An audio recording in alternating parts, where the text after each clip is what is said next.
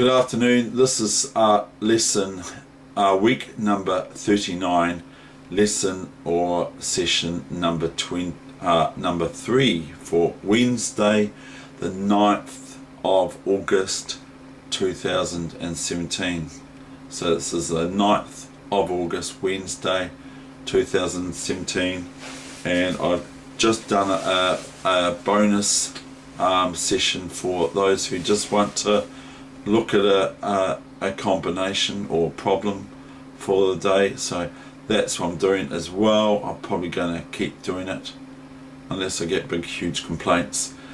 And so here we go. This is 3 games of lightning, so I'm going to go through them as quickly as I can. I'm not going to do any banter, and so these were played like an hour ago on chess.com. So if you want to go on chess.com, it's real fun. You can hide behind your phone or your PC or whatever you're doing, your laptop or your pad and your iPad or whatever you got, sort of thing. So here we go. Without further ado, I'm getting a wee bit of a winning streak, but I'm also losing as well. But of late I've just got a wee bit of a winning streak in the 5-minute chess, which, by the way, I said yesterday, 5-minute chess with no increments. It's man's game with its sudden death at the end. None of this adding seconds to the clock later on by someone coming up every time to put 2 seconds on your clock every time, and every time someone pushes the clock, the director of play or referee, or they've got a lot of runners, have to put 2 seconds on your clock. Not really, but I mean, I just don't like it. I've always liked finiteness, and I know that I've got 5 minutes to play my moves, plus my opponent's time to look at the position. Okay, so here we've got the starting position, of course. So we could talk about it, but I'm not going to in this stage. So anyway, we have the first few moves. You can tell straight away who the author is of the black pieces, the All Blacks. Not really the All Blacks, but they're all black, aren't they? They're all black, and except there's a little bit of white in them too. D5, knight D2. So now all of a sudden you can see my signature move, F5. Now it is particularly handy against knight D2, the Tarish. Tarish players do not like it on principle, because they are a little bit back here on D2 than that of C3. But being on D2 means that they can move this pawn as well, you see. Whereas if the knight's there, then the pawn cannot move there. White has to make preparations for, if they move knight C3 in the French on move 3, they have to make preparations if they want to eventually support this D4 pawn with a pawn. They have to move their knight away from knight C3 in that case, and thereby be able to play E3, C3 I mean. So there's advantages and disadvantages, but against F5 on move 3, Tarish players, I know for a fact, do not like F5 because it throws them out of their preparation. EF5, EF5, a common supply of moves thus far. And as I've said in other sessions, if you take here, white takes here, or someone takes here, and I take here, you could put bets on. I say this just for fun, just in jest. Oh, come on, Dave, hurry up! Yeah, Dave, why are you taking so long? I don't know. Why do you talk so long, you guys? You always stretch your words out. I don't understand it. We do not, Dave. We don't. Okay, right. Now, if you look at this position and you came along and you were anybody, okay, and you are asked to place bets on, did the pawn take here or did the pawn take here? So what pawn did white take on f5 or d5, and what pawn was taken by the e6 pawn, f5 or d5? And in some chess, a lot of chess positions, normal ones, not the sort of off the beaten track record sort of thing, the normal run-of-the-mill chess moves, okay, most masters of chess can determine what was the actual opening at the start of the game, because they can look at the pawn structure and they can recognize what this position has most likely come about from, but you can't determine which pawn was taken by the e4 pawn, whether it was the f5 pawn or the d5 pawn, once this position has occurred. It's a 50-50 chance of sort of like Russian roulette of saying it was the e pawn that took the f pawn, and the e pawn on e6 that took the f pawn on f5. So anyway, just Samantha and no more after that.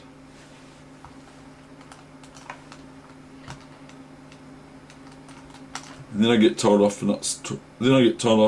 for not talking and explaining things. So it's a catch-22, isn't it? Which means I'm damned if I do and I'm damned if I don't. Okay, so we've got Bishop d3. Very, very sensible. Black is meeting. Very sensible play. Bishop e7. Castles. There are some computers on there today. c4, c6. Rook e1, knight e4. I'm juggling a little bit here because I'm sort of not completely sure about this. But my opponent plays sort of what I want them to do. So I quickly run my knight up, and here comes this issue. I've got to be careful of this. Rook takes pawn, because this is this. I'll show you what I mean. Now if it's white's move now, what I have to be careful of, other than I lose my pawn, is this,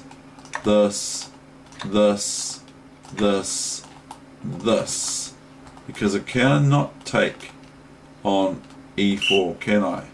Because of the queen down g8. So I have been caught out with this sort of scenario before, so I have to be very careful here. Queen b3, and now I go knight d f6. This is the new main line. Yeah, Dave, the computer should know. Now if this knight was here and then we go here just as a dummy move, I know I said I wasn't going to do this, didn't I?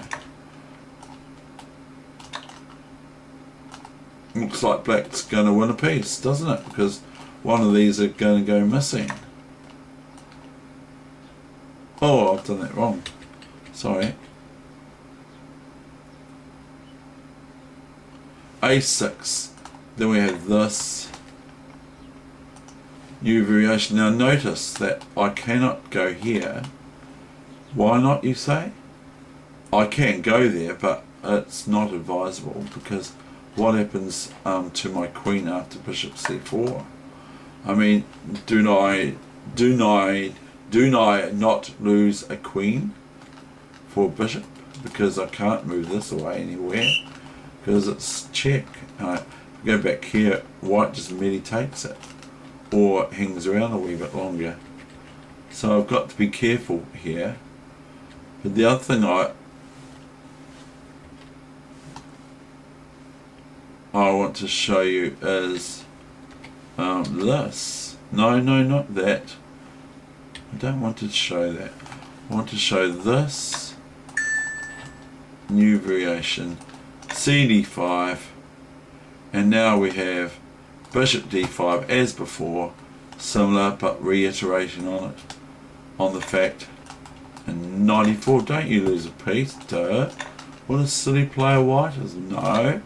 And now there's if this pawn say moves here now, then white could play this, but they do have to look out for their back rank. Now we're playing oh no, that's no good, because queen d5 failed, David, because of bishop e6. So the other thing is let's say we don't we can't even do it, but I wanted to go let's say this goes back somewhere. Where can we put it? Let's say it goes here. No, we'll go,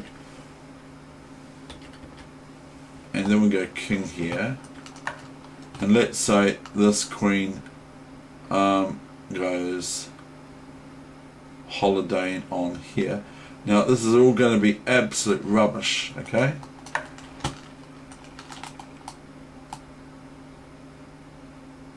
If my queen wasn't being able to be taken,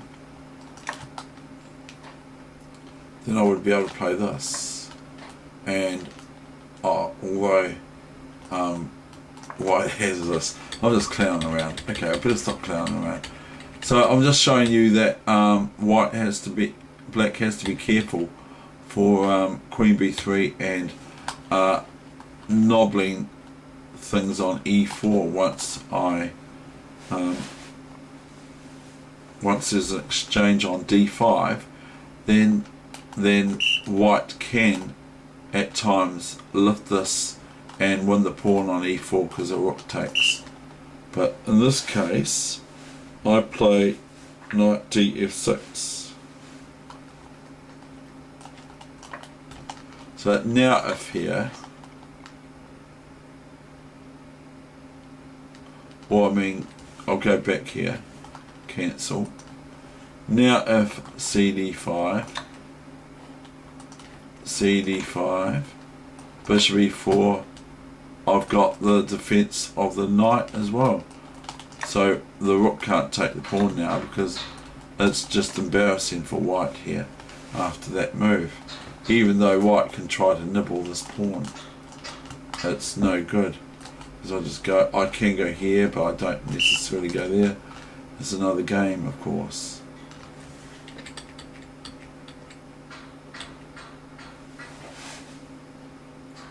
So okay, onwards and upwards with the game now. Now I have to stop talking too much about it.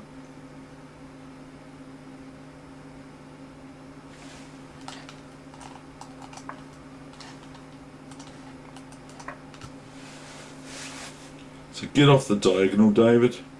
There's a train coming. So king h8, f3. Now, to be honest,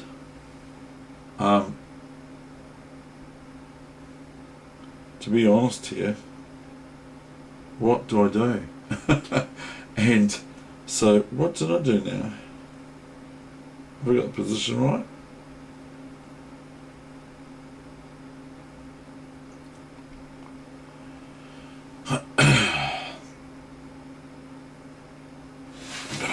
What have I got here? Have I got it right? Oh yeah, I have. Yeah, no, I saw this move. Knight d6. c5. Now this knight goes a little bit wandering. Knight f7.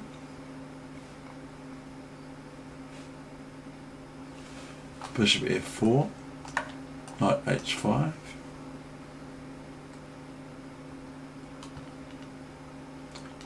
Knight f7, rook f7. Otherwise, if I just move my king here, what's the move for white?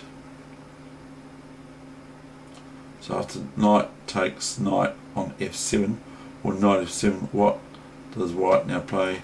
Just knight d8. And I have to really, I'm kind of obligated to take it that way, because the bishop has been attacked by the rook on e1. So, but that's not what I play, of course. I go rook f7, new main line. You should know, computer, I'm not going to play the other one, even though I do finger drops. So now we've got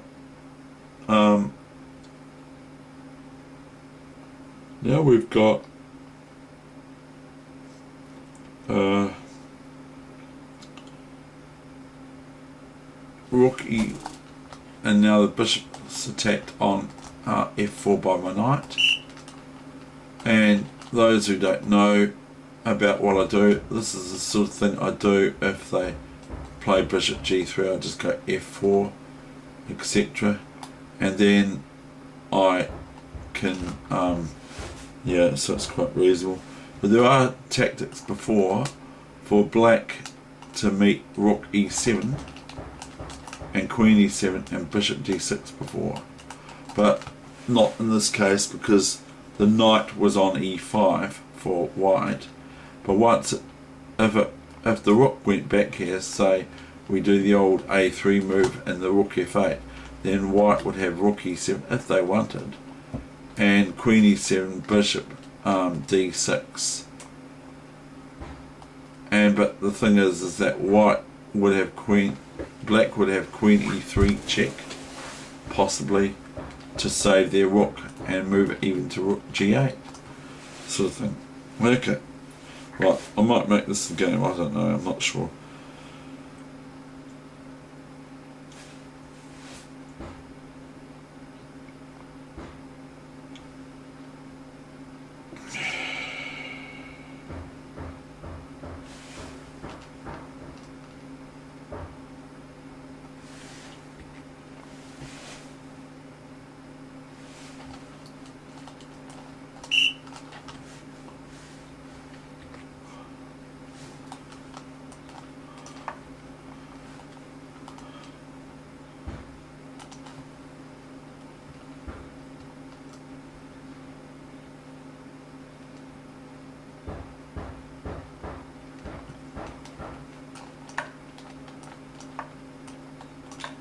Now I'm threatening this if white doesn't watch it. If white plays pawn takes here or rook takes here, then I just take the pawn with my knight on f4, and I believe I stand well.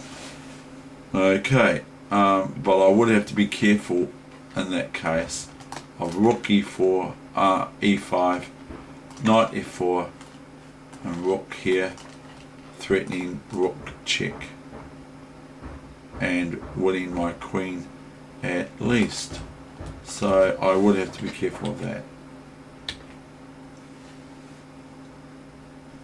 Bishop e5, fe5,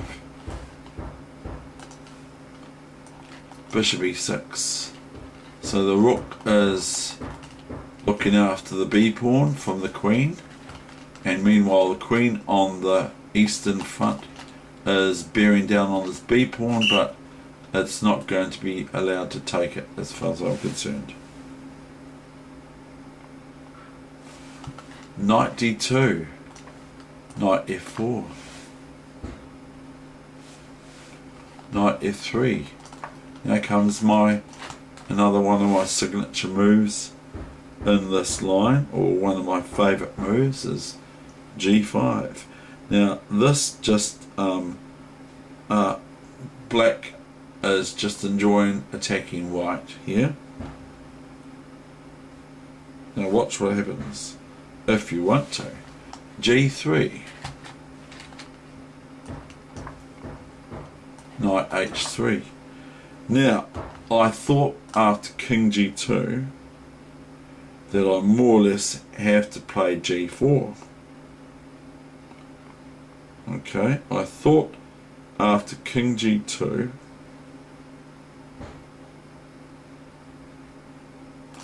I would have to play g4, and then black has been slowed down a little bit, at least.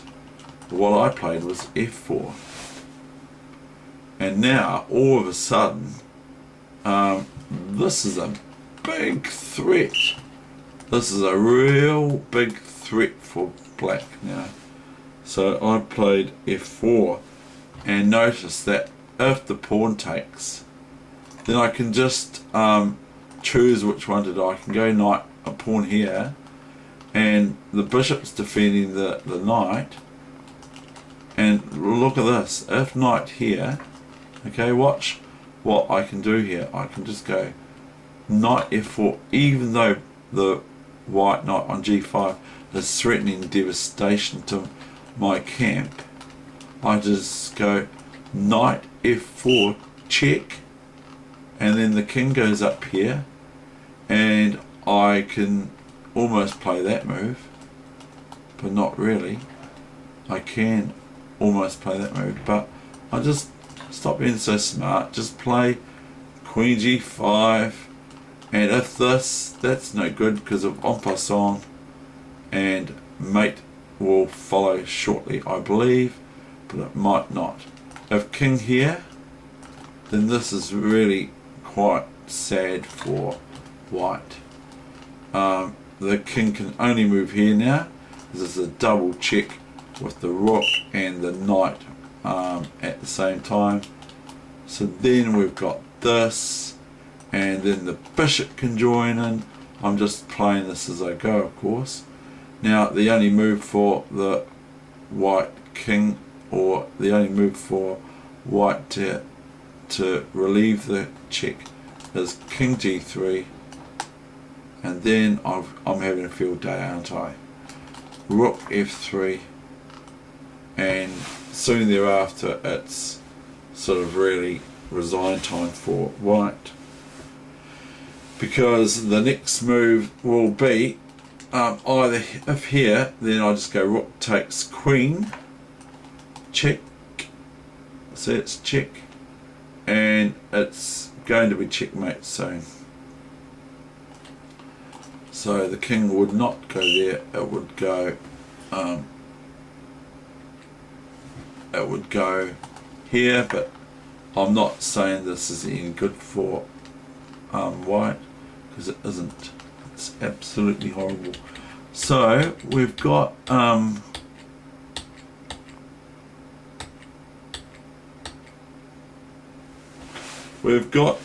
f4 being played by yours truly, David Weegenaar. So f4, what did my opponent play? Bishop e2. And I played g4, fastening with this bolt in white's camp now, and this knight in white's camp, and this pawn in white's camp. I've now fastened my knight down so that even if the knight comes back, I don't have to fear it taking it, because I've always got my pawn there. And if the bishop would take here first after, and I take back, then if white takes this knight, I'll just demonstrate this. This is quite cool. Let's say that white plays bishop g4. Then I've got this move, check, not, no check. Knight takes here, getting some material back, but then I've got this move which distracts white something rotten, because they don't really want to take that with their queen on f3, the check. So they want to move away somewhere. Wherever they move away, within reason, I mean anywhere they move, I take the knight the next move. So, but that's not what happened. But this is what I'm saying, is that these are irons pieces in these pawns are so strong. And look at what side of the board I'm actually playing on. I'm not even playing on the queen side. Nimzovich said that in the French, black plays on the queen side. Well, for me, it doesn't work. It doesn't work very well. I find that black can play on the king side as well as black in the French. It's fantastic. And so this is probably what's going on. white's probably going, well, you know, you're not meant to attack on the king side. What are you doing? Don't you know how to play chess? That's probably what may have come out of the mouth of my opponent during the play, even maybe at the end. So I go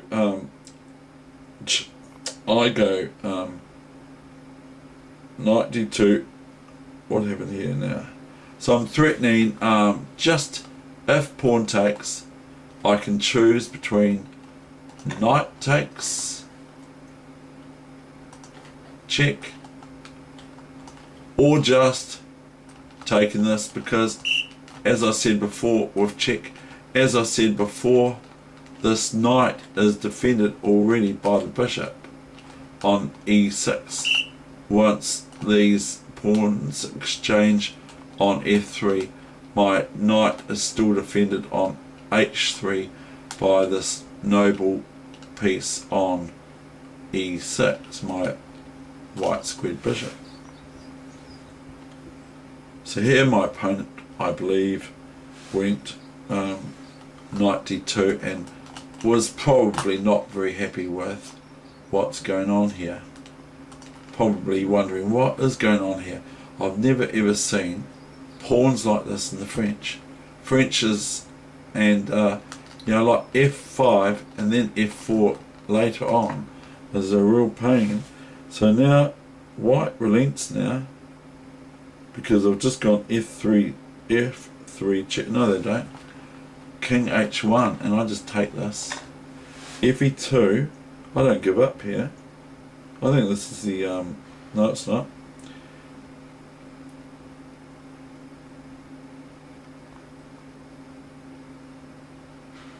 fe2 and rook e2. Now, really, here probably white should resign. But now I do something a little bit mean. I now bring my queen here to join in on the activities, and I'm thinking of doing, and notice I still look after my b pawn with my rook on f7, so I'm watching my pawn formation at the same time. Now I've just brought my queen into the king side, or into this fray area here, and I believe I would want to play this, and I might play knight f2. I might introduce this bishop into the game because it's sitting here sad, and such like. And note, white's pieces are pretty well strangled, in my opinion, that is. So, but what happens next? Rook a e1. So I feel white is merely waiting for the ultimate end of the game. Rook a f8. And this is just annoying to white, because I can think of moves like this. I know it looks weird, but I can actually think of these sorts of moves. Okay, so this rook a f8 threatens queen takes here. I will show you why. Do you see why? a3, queen d2, and they go, oh no, not another piece. Rook d2, and then comes, I'm sure everyone can see this, rook f1 check. Now the problem being is that black could be met by this, so that's the problem. But if this, then I can just take this rook, and basically I'm now able to, I have to watch my pawns again though. Let's just say that black's losing this f pawn, this b pawn, but I've got this, you see. So after rook e1, after king g2, rook e1 is the best move, because I'm just letting you know here, I'm threatening this checkmate. And what does black What does white do about it? Maybe queen here, because that will defend it. Or here, I mean. No, that won't defend it, but here will. But then I just merely take it with my rook. And then I can move my rook back there again. And see how strong this knight is. This knight, according to strategy or principles in chess, is worth around about a rook. Maybe even a rook and a pawn. It might be worth 6 points there. 2 pieces. Because look how strong it is. And it's just like threatening this. So we will show you the main line. Queen d2, not the main line, but this. Rook takes, check. Okay.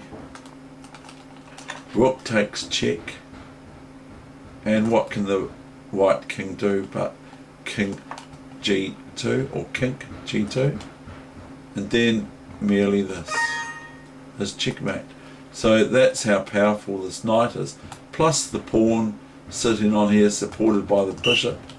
And black hasn't had to worry about their queenside pawns because of this big major threat of checkmate. So I go queen g5, and I don't know if I actually queen g5, rook a1, rook a f8, queen b4. See, now we go back with the a3 move. White went queen b4. So now let's have a look at the new main line. Now let's have a look at what happens if I now do it. If I now take this, can I now still take it? Now, so we'll just look at that in the head, in our heads, including that of myself. So now can I do? We're going to do this. Pardon me. Queen d2. Now then we've got queen d2, haven't we? So queen takes knight on d2 for black, and then queen takes queen on d2, and then we have rook f1 check again. But the sad thing here though is it doesn't work again as it did before.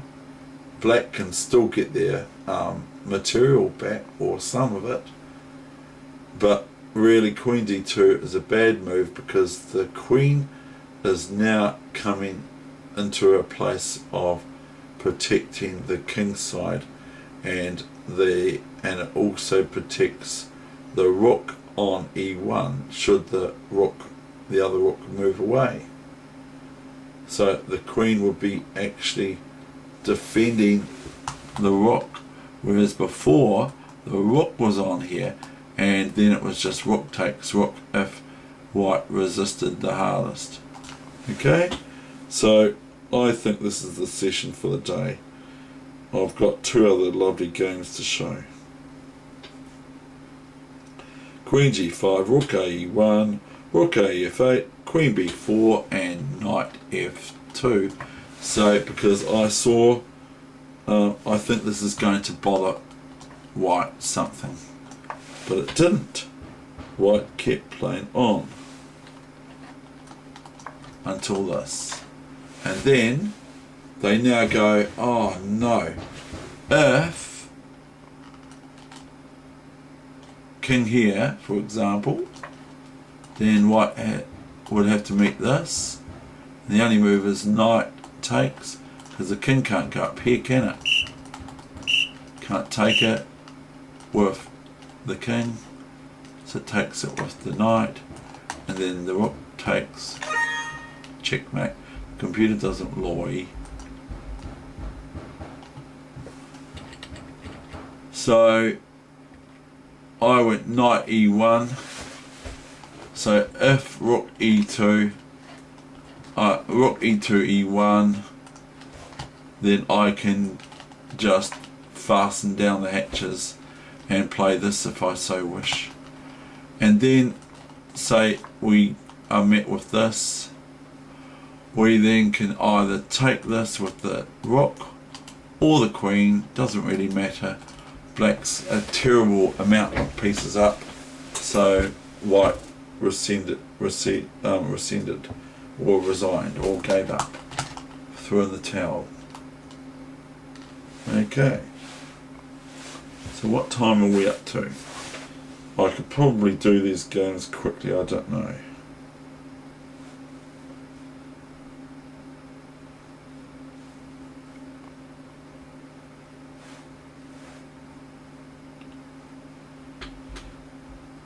I will have a look at what this length is. No, this is no good either. So, okay, right, that's the end of the session. I hope you enjoyed it. A very nice win for the All Blacks. I was very pleased with it, if I do say so myself.